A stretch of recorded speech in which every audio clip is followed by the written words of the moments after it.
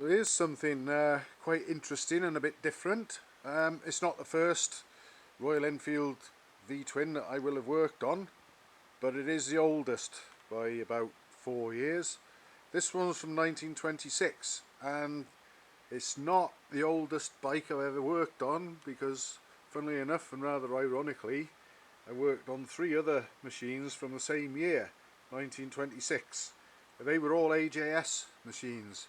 But this is the oldest Royal Enfield I will have worked on to date, and it's either, I'm not too well up on what the models and designations of these really old ones are, but it's certainly a sort of precursor to the Model K. It might even be a very early Model K, perhaps they were called Model Ks back then. The 1930 example I worked on was a Model K, and the 38, 39, 1140 that I worked on was a KX, which is what it finally grew into. But this is the old one, and obviously it's been brought here with a view to me getting it going, and I believe that the owner tried timing it and wasn't sure if he got the timing right. There are sparks, there's good sparks coming from the magneto. I fitted a temporary advanced retard cable. It's too short, but it'll do. Should I get the engine running in situ here on the bike lift, it'll do for that, but it's not long enough to go for a ride and swing the handlebars about and whatever. But we'll cross that bridge if and when we come to it. His timing, I found out that he had a set of points opening to spark at the right time for this cylinder to fire on its compression stroke, but unfortunately the lead that would be carrying the spark from that set of points, well, there's only one set of points that serves both cylinders. There's 2 offset cams in a cam ring. They're not 180 degrees apart, and that is vital and crucial. Obviously, I think, I'm not sure if we're a 50-degree V-twin. I wouldn't like to stick money on it, but we're there or thereabouts. Anyway, so at half engine speed, if it was a 50-degree V-twin, there'd have to be a 100-degree interval between points openings, and it's all done rather cleverly from one set of points, because the slip ring in the magneto is divided so that it can only send sparks to one lead or the other at the appointed time.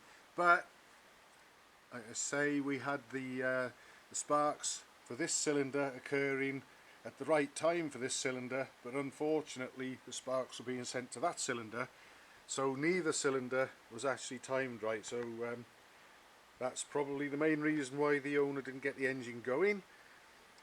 If we go round, just have a look at that there, just see there, you can see clearly there's one set of points and 2 sort of raised portions in the cam ring there to open them at the appointed times.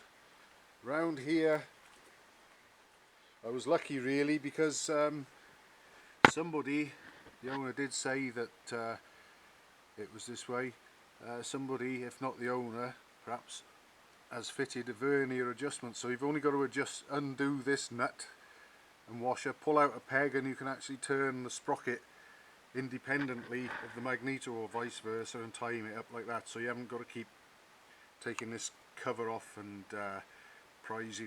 pulling the magneto sprocket off its taper and disturbing that. It's much more simple. So I've got it timed roughly where I think it ought to be, and if I can get it going, I'll soon be able to assess whether it's over advanced or over retarded or whatever, and I can grab it on the vernier adjustment.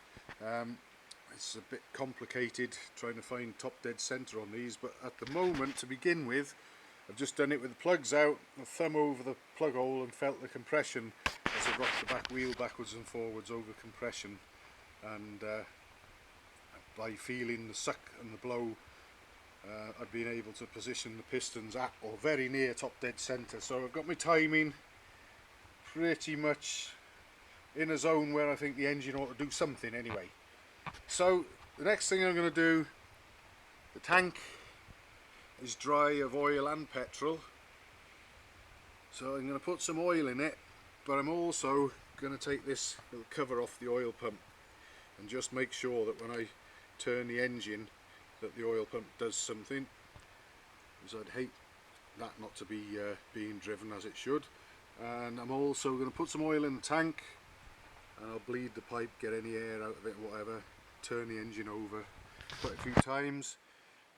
I've got no idea at the moment whether the oil, there might have been oil in the tank and it's all gone past the tap and gone into the crankcase or not, but I'll check on that as well, and basically go through a list of procedures and preparations ready to try and start the old thing. And hopefully it won't be too long before you might be able to see my attempt, whether it will be successful or not. But that should be in the not too far off future, I'm hoping.